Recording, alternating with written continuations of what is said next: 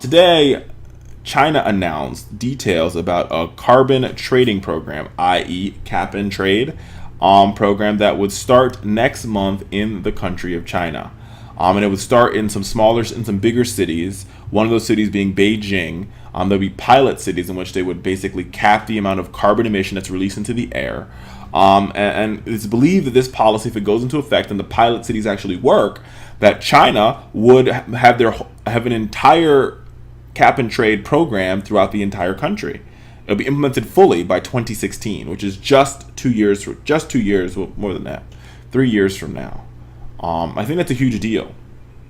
And you know what the sad part is here is that we continue and we always criticize China for their manufacturing practices, and we criticize China for their human rights violations. But my mom always had one thing to say when you were growing up.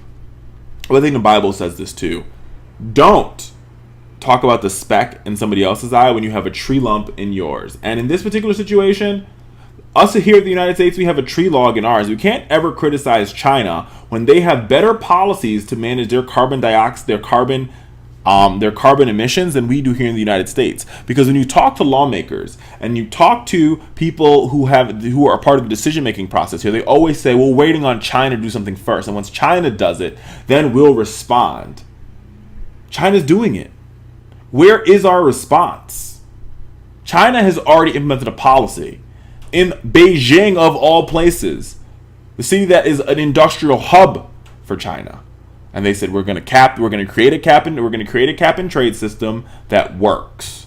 And us here in America, we're going to sit on our hands and tell ourselves that global warming doesn't exist, or that global warming isn't possible, or that this is not a real, carbon emission has nothing to do with global warming, and global warming happens naturally.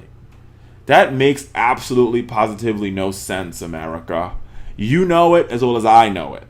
And what that means is we need to demand more from our lawmakers to find ways for us to really find a real and true solution to climate change in this country. If China can do it, the new industrial hub of the world, if they can do it, why can't we? What are we waiting for? What are we waiting for? What are we waiting for? I have no answers of what are we waiting for, but I hope we come up with one really soon.